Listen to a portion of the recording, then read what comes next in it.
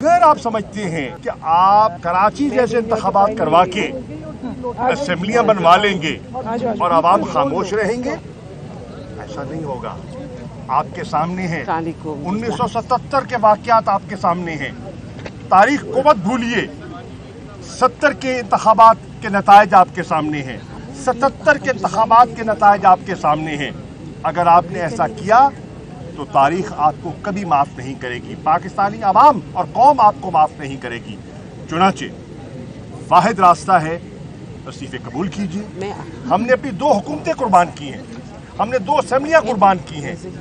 इसलिए नहीं की कि आप अपने फैसले मुसल्लत करें और आप अपनी मनमानी करें, आप जमहूरी रवायात को अपने पांव तले रोंद दें, इसलिए नहीं की।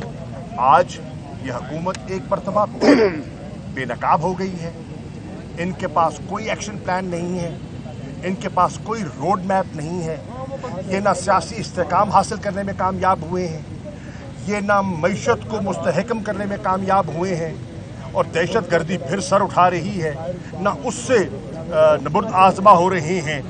कन्फ्यूजन का शिकार है और हम कौम को इस कन्फ्यूजन से निकालना चाहते हैं। स्पीकर साहब कहाँ हैं? आप कहाँ हैं? मेंबर्स आपकी तलाश में हैं, मेंबर्स आपकी तलाश में हैं।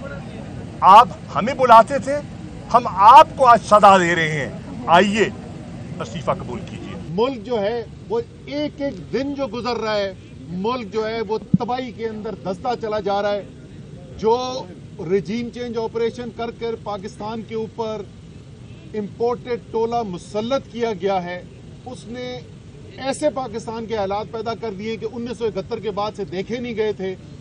इसीलिए हम लोग तहरीके इंसाफ, इमरान खान साहब हर आईनी जो काम हो सकता है, हर कोशिश बशमूल अपनी हुकूमतों को तोड़ने के वो करने को तैयार हैं। और